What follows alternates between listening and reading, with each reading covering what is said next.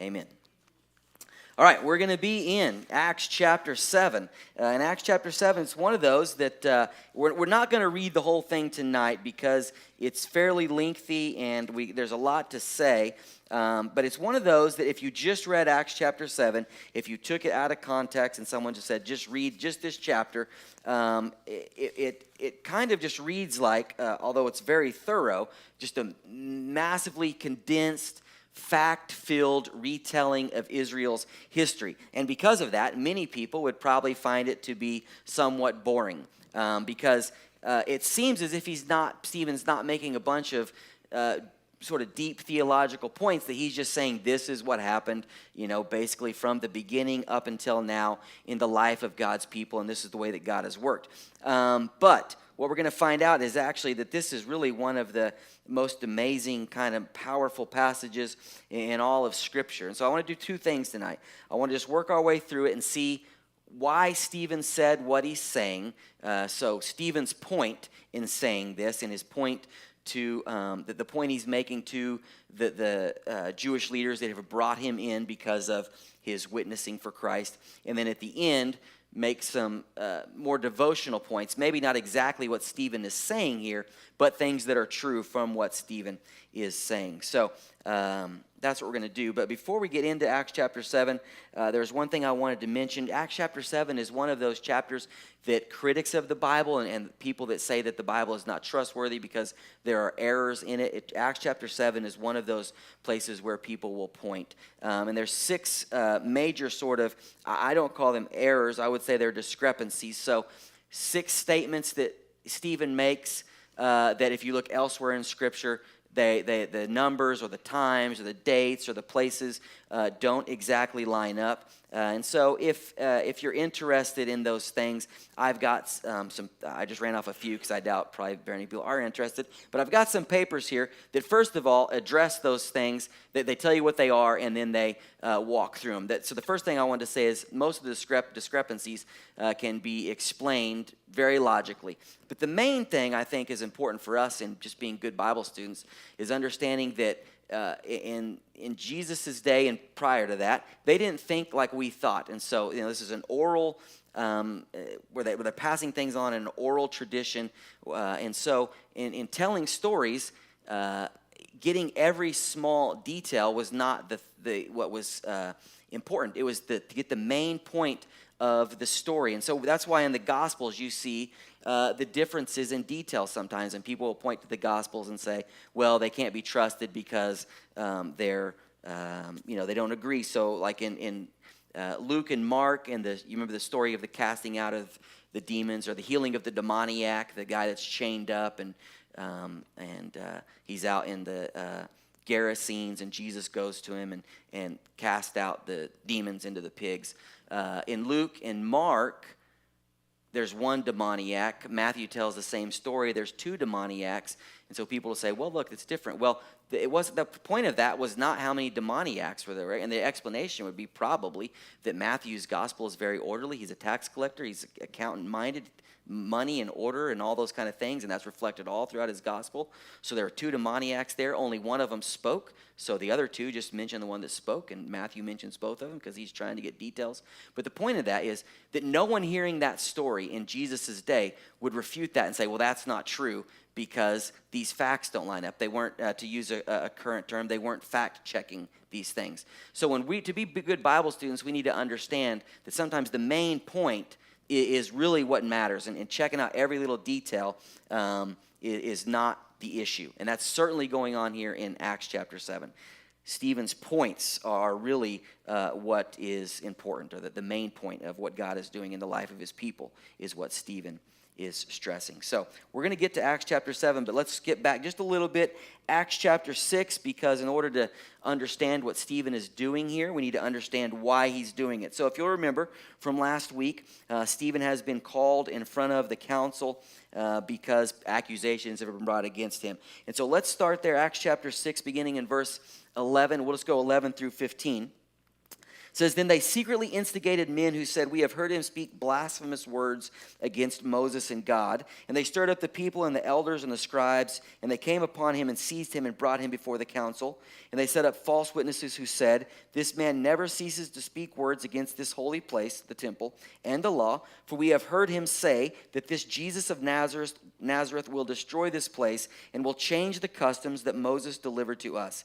And gazing at him, all who sat in the council saw that his face was like the face of an angel. So there's three kind of big things here. They repeat them. There's blasphemy against God and Moses, but I want to focus especially on Moses. So blasphemy against the most important, well, I guess you could say maybe David, but in Israel's life, the most important figure, outside of God, of course, the most important person in the history of Israel. Then you've got the temple, so the accusation that Stephen is blaspheming or speaking ill of the most important place in the life of Israel. And then the law, this sort of accusation that Jesus is coming and going to change the law, change the customs. So the foundational piece of Israel, the law is not what makes them God's people, but the law is what defines who God's people are. And so because of that, Jesus is therefore being rejected. And it's important that we understand those accusations, because that's exactly what Stephen is going to address here in Acts chapter 7. So let's look at verse 1 and make a few comments, and then we'll move on. It begins, the high priest said, are these things so? Well, the accusations, are they true, Stephen? And Stephen said, brothers and fathers, hear me. The God of glory appeared to our father Abraham when he was in Mesopotamia before he lived in Haran. So I want to just point out a few things here. First of all, the high priest. The high priest is, as far as we know, still Caiaphas. So unless Caiaphas has had a radical change of heart from when he condemned Jesus to death, Stephen probably knows exactly how this is going. All right, because what would have to happen here is Caiaphas would have to admit that he was wrong about killing Jesus.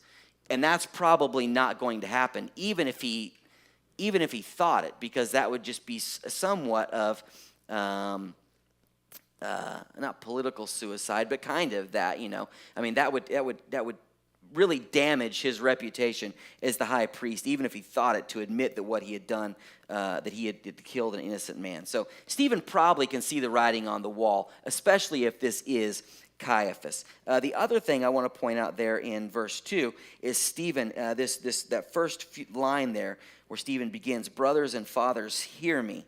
That's called an exordium, and that was a normal part of a defense, which is, again, what Stephen is doing here. He's defending, making a defense of himself against these accusations.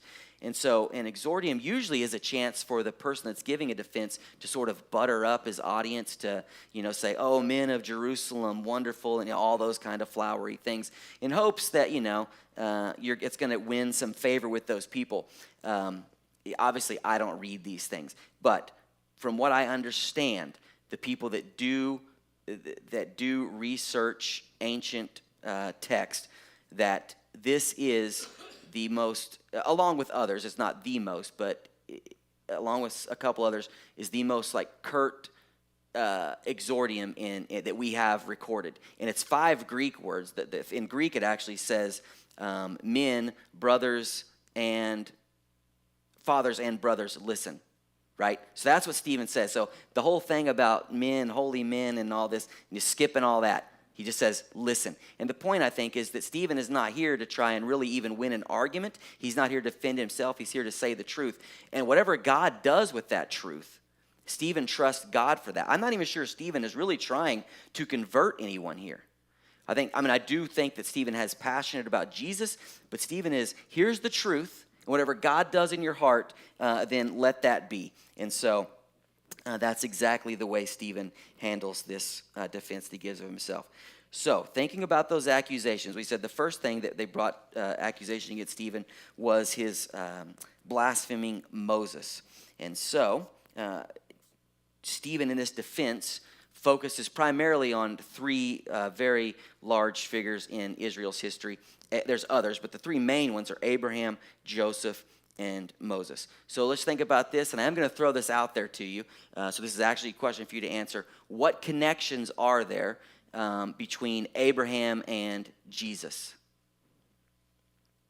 In Abraham's story and Jesus' story, what connections do we have? What?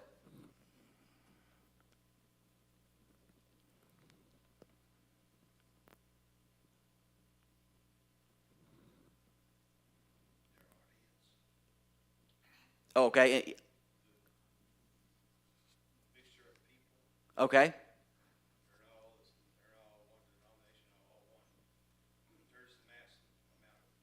Okay. Covenant wise, what do we got covenant wise? The first.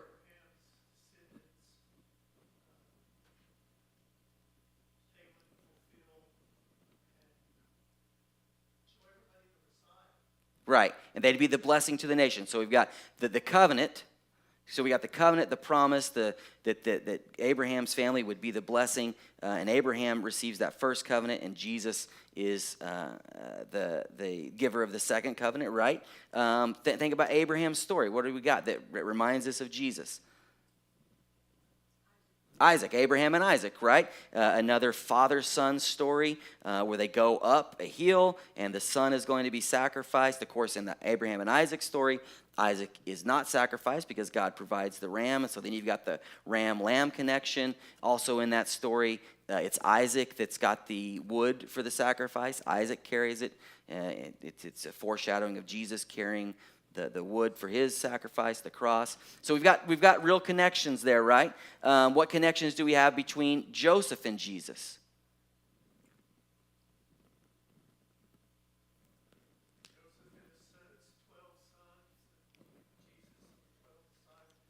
Okay, so Joseph is one of the 12, and the 12 sons, and Jesus has 12 disciples. Good. What happens to, where does Joseph end up very early in the story? Sold into slavery, right? He ends up in a pit. His brothers reject him. He gets thrown into a pit. But then what happens to Joseph over the course of this story?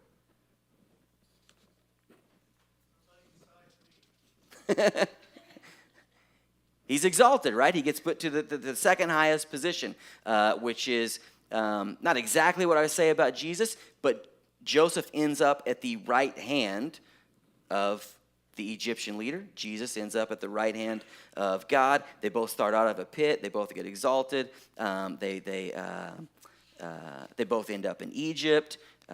They're both sold for silver. A lot of connections between Joseph and Jesus. What connections do we have between Moses and Jesus?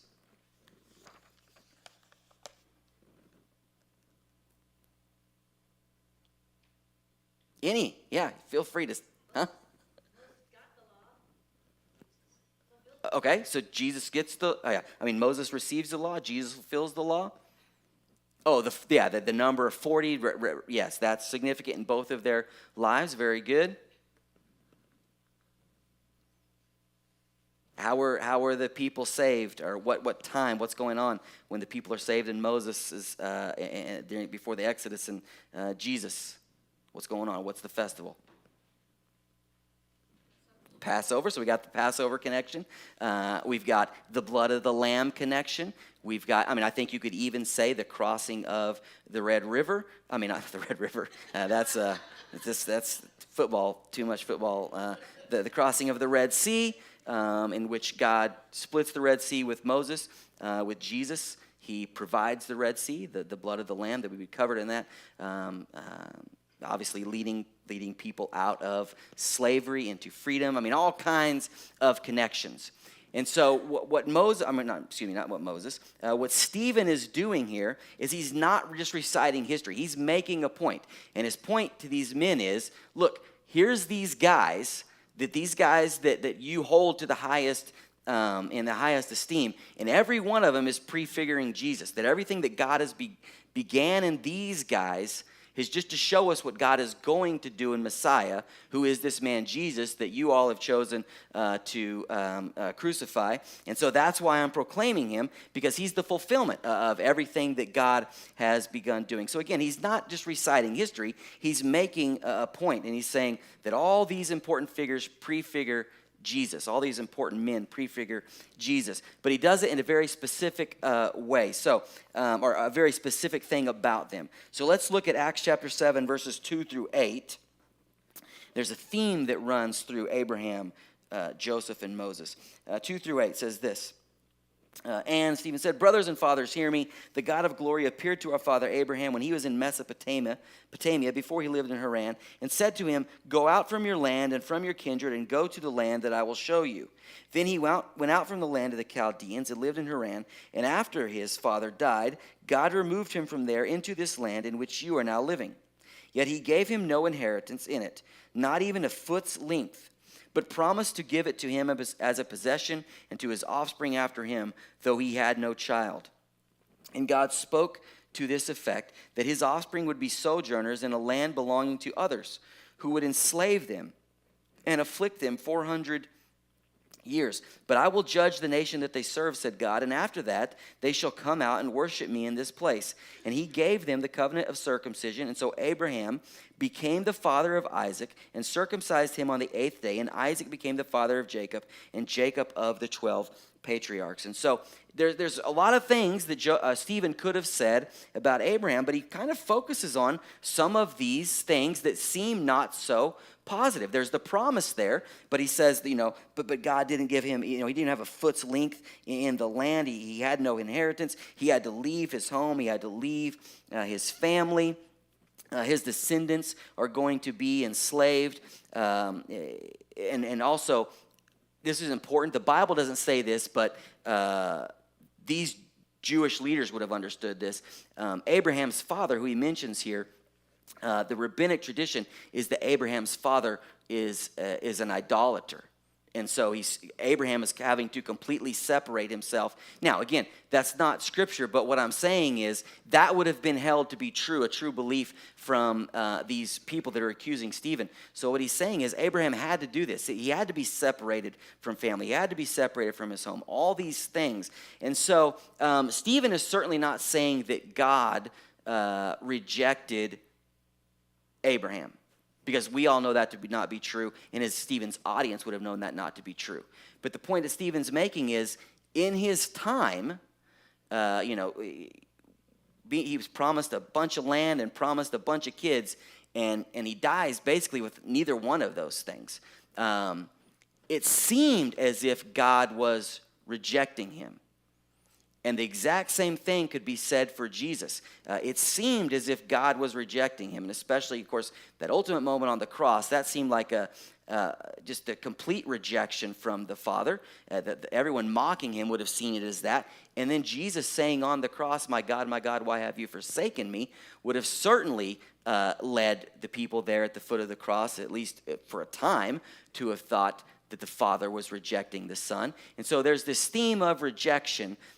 We know that that's not what happened, but it seemed like it. And I think that's Stephen's point. You all are rejecting Jesus. It seemed as if God rejected Jesus. Or it seemed as if God rejected Moses or Abraham, and now he's done the same in Jesus. Let's go on to Joseph. In verse 9, the very first verse when he talks about Joseph. The patriarchs, they were jealous of Joseph, so they sold him into Egypt, but God was with him. So again, the very first thing he leads with Joseph is this theme of rejection. That his brothers rejected him. He doesn't mention this, but then eventually Joseph gets put into Potiphar's house, and we know what happens there. He's rejected there and imprisoned there. And so Joseph's life is sort of a life of rejection until God finally, at the end, exalts him. And then go into Moses' life. Verse 20, beginning of verse 20, says this: "At this time Moses was born, and he was beautiful in God's sight, and he was brought up for 3 months in his father's house. And when he was exposed," right?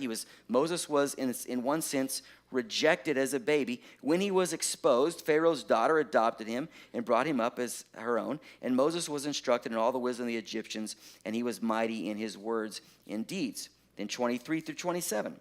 "But when he was 40 years old, it came into his heart to visit his brothers, the children of Israel. And seeing one of them being wronged, he defended the oppressed man and avenged him by striking down the Egyptian. He is supposed that his brothers would understand that God was giving them salvation by his hand, but they did not understand. And on the following day he appeared to them as they were quarreling and tried to reconcile them, saying, Men, you are my brothers. Why do you wrong each other? But the man who was wronging his neighbor thrust him aside, saying, Who made you a ruler and judge over us? Do you want to kill me as you killed the Egyptian yesterday? And at this retort, Moses fled and became an exile in the land of Midian, where he became the father of his 2 sons. So you got the first 40 years of Moses' life begin with rejection. The second set of 40 years of Moses' life begin with rejection by his people after killing this Egyptian man. And then we go on, verse 35 says this Moses, whom you rejected, saying, Who made you a ruler and judge? This man God sent is both ruler and redeemer by the hand of the angel who appeared to him in the bush. This man led them out, performing wonders and signs in Egypt and at the Red Sea, in the wilderness for 40 years. This is the Moses who said to the Israelites, God will rise up for you a prophet like me from your brothers. This is the one who was in the congregation in the wilderness with the angel who spoke to him at Mount Sinai, and with our fathers, he received living oracles to give to us. Our fathers refused to obey him, but they thrust him aside, and in their hearts they turned to Egypt. So the first set of 40 years begins with rejection. The second set of 40 years in Moses' life begins with rejection. And the third set of 40 years where he's actually leading the people, he is again rejected by God's people. Who made you ruler, right? So there's a theme in all three of these men's life of rejection. And you think about all the stuff that we just said, how deep theologically Stephen could have gotten about how these 3 men are connected to Jesus. I mean, that's the story we would tell probably, right? I mean, if I was telling about Moses and Jesus, I would definitely want to think about Passover and Exodus and the lamb's blood and all those things. And he doesn't mention those things. Instead, what he mentions is rejection, that all these men were rejected. Well, let's see why. We go to the end of Stephen's speech in verse 51. You stiff-necked people. Uncircumcised in heart and ears, you always resist the Holy Spirit. As your fathers did, so do you. Which of the prophets did your fathers not persecute? And they killed those who announced beforehand the coming of the righteous one, whom you have now betrayed and murdered. You who received the law is delivered by angels and did not keep it. So he's pointing out to them that there's a series of God's men, that's really the history of God's men, has been rejection by the people of Israel. And the fact that you men, you leaders now of Jerusalem, stand here and reject Jesus doesn't actually mean he's not Messiah. Actually, what God is showing us is that Jesus has fallen right in line in the pattern of what God does amongst his people. Your rejection of Jesus actually proves that he is God's man, that he is the fulfillment of all these things. And so if you look at chapter 7, it just looks like he's just telling Israel's story. But in fact, he's pointing out these deep truths that all these men were pointing to Jesus, but especially the rejection that you now offer to Jesus has always been the thing that God's people have done towards the ones that God had called them to lead him. And you are in your rejection proving that he is Messiah, and God is continuing his work in Jesus. And so, again, I think that might be lost on us 2,000 years later. But I don't think in any way, especially based on the fact or how Stephen concludes this defense, that's the point. Stephen is making a point here about Jesus. And so we've got the issue with Moses that they brought against Stephen. They also accused him of blaspheming against the temple. And so he addresses that as well. Let's look at verse 44 through 50. It says this. Our fathers had the tent of witness in the wilderness, the tabernacle, just as he who spoke to Moses directed him to make it, according to the pattern that he had seen. Our fathers, in turn, brought it in with Joshua when they dispossessed the nations that God drove out before our fathers. So it was until the days of David, who found favor in the sight of God and asked to find a dwelling place for the God of Jacob. But it was Solomon who built a house for him, yet the Most High does not dwell in houses made by hands, as the prophet said, heaven is my throne, and the earth is my footstool. What kind of house will you build for me, says the Lord? Or what is the place of my rest? Did not my hand make all these things happen? So Stephen starts out talking not about the temple, but the tabernacle. And I can't think of a better word, really, but I just think about the word portal. But the tabernacle is sort of the portal through which Israel encounters Yahweh. And that's the way that God intended it to be. And Stephen speaks very sort of flatteringly of the tabernacle. You'd almost think that he likes the tabernacle better than the temple. I don't think that's really the point. But Stephen here clearly cares about the tabernacle. It was constructed with care. That's one of the points he makes. It's the place of community in Israel, or was. It's obviously the central place of worship in the community of Israel. It's the place that God's presence was clearly seen through the pillar of cloud. God is obviously the power that enabled the people to go into the promised land and dispossess the people there. But if you look at verse 45, he says, our fathers in turn brought it in with Joshua when they dispossessed the nations that God drove out before our fathers. And so he's giving credit. Obviously, the credit goes to God, but it's God uses the tabernacle, right? Because that's where God is. And so it's this place that brought them into the promised land. And so I don't think that he's saying the temple or the tabernacle is better, but when he starts to talk about the temple, what's he point out? That David wanted to build it, but he couldn't. And we know why, because of his bloody warfare. God would not allow David to build the temple. And so even though this temple is obviously, it is a place that matters to God, very much so. We see that in Jesus' life. It starts off sort of on the wrong foot. That the guy that wants to build it isn't allowed to build it because of his own unholiness, so to speak. And then Stephen references it as being a place that was built by hands, houses made by hands. And that's, of course, a statement of fact that the temple is a place built by hands. The tabernacle is as well. But Stephen refers specifically of the temple as a house built by hands because that phrase, house built by hands, that's a phrase that is connected to idolatry. And so clearly by the time that Jesus arrived at the temple, that's Jesus' problem with what the people have made the temple, right? A den of thieves and robbers. They've made it a place of idolatry. And so Jesus condemns it. And Jesus cleans it and clears it. But then he says, tear it down and I'll rebuild it again. He prophesies that it's going to be torn down. So again, Stephen isn't condemning the temple, but it certainly has its problems. But I think his biggest critique of the temple and the tabernacle is not that the temple had its problems, but that it is a house made by hands and that it can't contain God. And that's why he quotes Isaiah. Let's look at that again, verse 49. Heaven is my throne and the earth is my footstool. What kind of house will you build for me, says the Lord? Or what is the place of my rest? Did not my hand make all of these things? Stephen's bigger point is that if the temple is removed, because God can't be contained in a house, right? God can't be contained in something that was made by hands. So if the temple is removed, as Jesus was claiming it would be, he prophesied it would be, God's presence would still remain with his elect. That God's presence is not with his people because there is a building.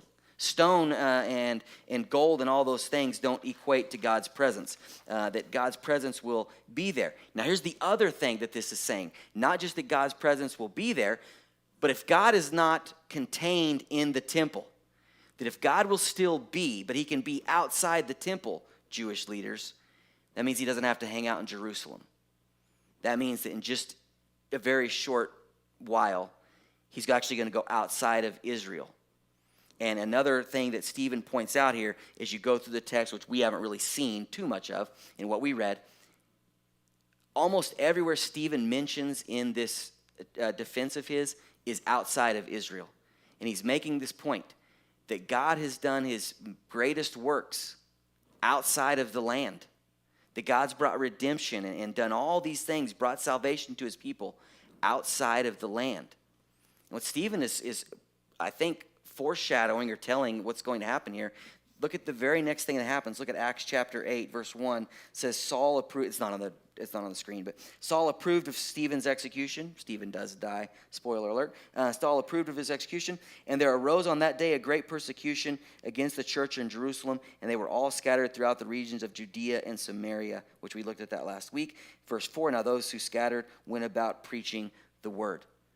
So immediately after Stephen is killed, God takes the gospel and takes it to the Gentiles. And that's what Stephen is saying here. He's saying all these men are Jesus, that they all point to Jesus. They point to him specifically by rejection, and your rejection is just further proof that Jesus is the Messiah. And what God is doing here, it's not a bad thing, but God is fixing to show his love and his mercy and grace to people that it once did not belong to. That he is expanding his people, is expanding his family. And to me, I thought one of the coolest things about going to Israel, and I mean, if you ever get the chance to go, I'd certainly say go, because you really start to see the Bible in color and you see all these wonderful places. But I thought one of the best experiences was just simply landing there in, where do you land? Tel Aviv, and then you go to Joppa. I don't know if you all did because you got your stuff messed up. But you go to Simon the tanner's house and all that, and Brent gives this awesome speech about it being a homecoming, and it's cool because I don't think we have any Jews in here. I'm not, but it is a homecoming for me as a Gentile. That the land is our land, so to speak, as well, because God opens up that to us in his love and mercy, and just didn't keep it for the Jewish people, but it's available to all people. And it's a wonderful thing to think about. And so that's what Stephen is doing. Again, he's not just recounting history, but he's pointing to Jesus. And I would say that just to kind of finish with what Stephen is doing, I think you could take Stephen's speech here and it would fit very nicely in the book of Hebrews. That Stephen's kind of point is, here's all these things that God has done, and Jesus is the better of all those things. He's the better high priest. He's the fulfillment of the law. All the things of the Old Testament, as wonderful as they are, Jesus is the fulfillment or the better way or version of them. And that's what Stephen is doing. He's sharing the gospel. He's not defending himself exactly, but he's sharing the gospel. So, we'll do questions in a minute, but that's what I wanted to think about just through the text. A few thoughts that I had. We have a little bit of time. Just kind of devotional thoughts that I had that might encourage us as we look through this list of men. Every one of them are called, and we're all called. Every Christian is called. I think we looked at that text either in Sunday school or sermon. Live a life worthy of your calling. Every one of us is called. But what stands out to me about these men here that Stephen lists, and you could include David in that rejection theme, every one of these men is called. They're called in the desert. They're called in not the place that you might expect. And so, I think a lot of us would love to have a burning bush kind of moment. I mean, it would be great to hear straight from God and to be told to take off your sandals. You're standing in holy ground. It'd be great to have that experience, but sometimes God has to lead you into the worst of places. I didn't have to, but he will lead you into the worst of places to hear his voice. And so there's hope, I think, sometimes if we're in those seasons of life that just seem like, what's going on here, God? Sometimes that's the place where you're going to hear God's voice most clearly. Sometimes he has to get you out of the good to get you to pay attention. And so there's that he calls us and he's faithful to that call, but sometimes he's going to take us out into a place we don't want to be so that we can hear that calling. And the second thing, sort of, I guess, similar to that or along those lines, is that faith is the basis of our relationship with God. And when I say faith, I don't simply mean an intellectual assent to something, that Jesus is Lord or that Jesus is God's Son. But I'm talking about actual trust. So obedience, trusting God. And a big part of that is just to understand that God is the one who makes the rules or God is the one who leads, and we're the ones who obey and follow, no matter what that means. And I think you go to the very first person Stephen mentions here, and it's Abraham. And he's the person that receives the first covenant. And then Stephen mentions that the sign of that covenant is circumcision. And, we can't talk about circumcision too much because we're always with kids, it seems like. So we can make a few comments here. But, and I don't mean any of this to be funny. But, like, if you just had that encounter with God, I think this is awesome. But now, Abraham, you got to go circumcise yourself. That's going to be the sign. I don't know. My first thought might be, how many kids or how much land does a guy actually need? You know what I mean? And when I read Galatians, and, the real issue there is circumcision, it's easy, again, 2,000 years down the road to think, yeah, these guys are goofy because they're adding the law to Jesus. Just accept Jesus. And circumcision was the issue of the law that is being dealt with in Galatia. On some level, I have a lot of respect for them because that was their level of commitment to Jesus. I mean, for us, it's pretty easy to come and be like, yeah, I believe in Jesus. This is going to require something, and it's going to require circumcision. To me, these people weren't messing around. They were serious. And I would think, like, if God told me, you're blessing upon you, you're my chosen person, now circumcise yourself, that would be odd. They'd be like, why are you doing that, God? But what do we know about circumcision? Well, we know now that it's the healthiest thing for men, but it's especially the healthiest thing for women. And there's actually a hospital in New York that ministers to women, and they were one of the first people that found out that Jewish women get cervical cancer at a far less or fewer, whatever the word is, rate than non-Jewish women because of circumcision. And they're not, we don't have to get into the details of it. You can, why. So that very odd thing that God was doing, he was loving and protecting his people. And he was making it possible in some ways that building this great nation through procreation was going to be safe and healthy for his people. The other cool thing about this is, if you want to think about, I mentioned that Acts chapter 7, people will point to those discrepancies and say the Bible can't be trusted. Here's the thing you could point to in Acts chapter 7 and say, ooh, God really knows what he's doing. The eighth day, the circumcision of the children is the eighth day. There's two, I guess the word is chemicals, I don't know if that's right, two chemicals in your body, at least, that stop blood clotting. One's vitamin K, and one is called prothrombin. And the levels of both those chemicals when you're born drastically reduce in your body. And then on the eighth day, or right about there, they increase to 110% of what your normal level. And it never goes that high again in your life.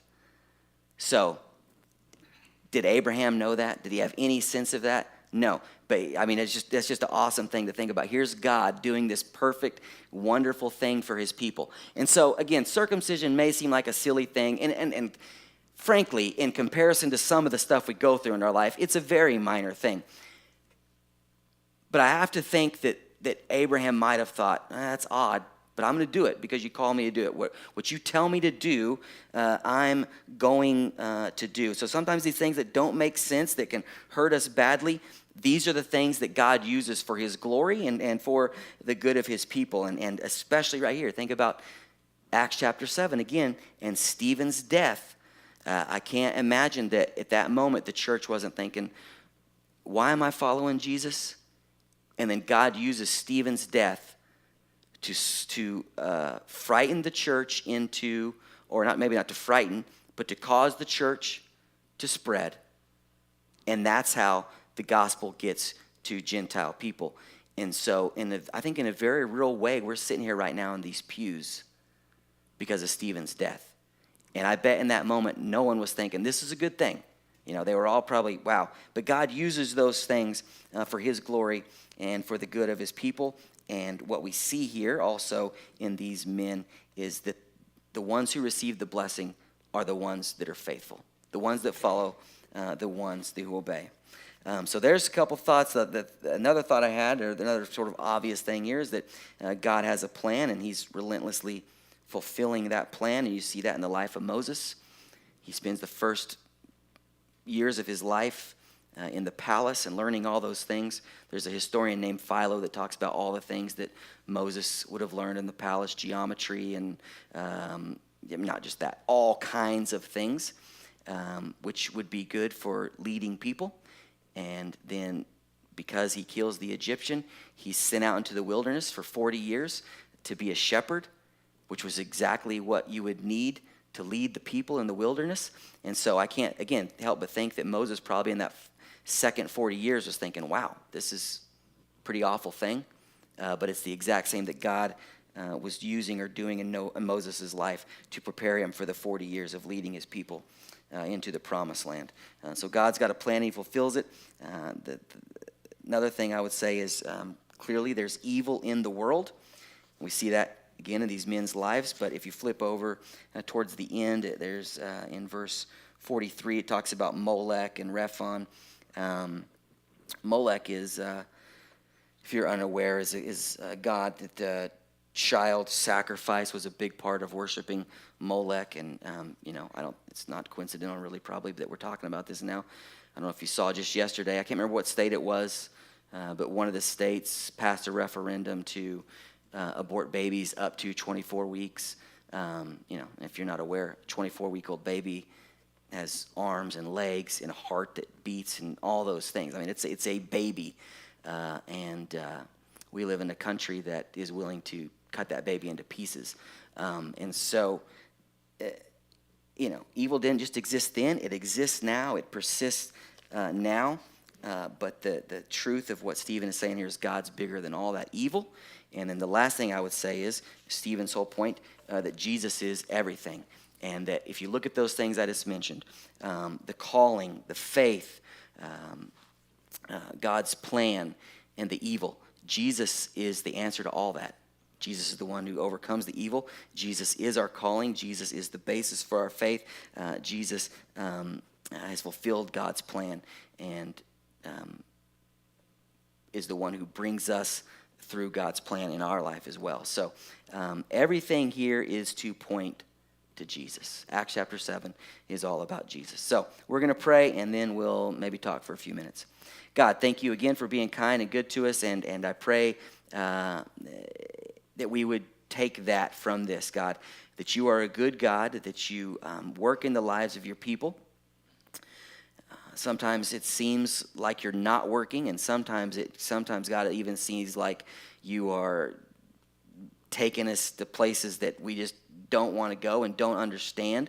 And that's what we see in Abraham and Joseph and Moses and David. But you were good to all these men, and you used all those moments for your glory, and they're good. And so help us to hang on to that truth. But above all, God, help us to, like Stephen did, put Jesus at the center of all of our lives and to hold him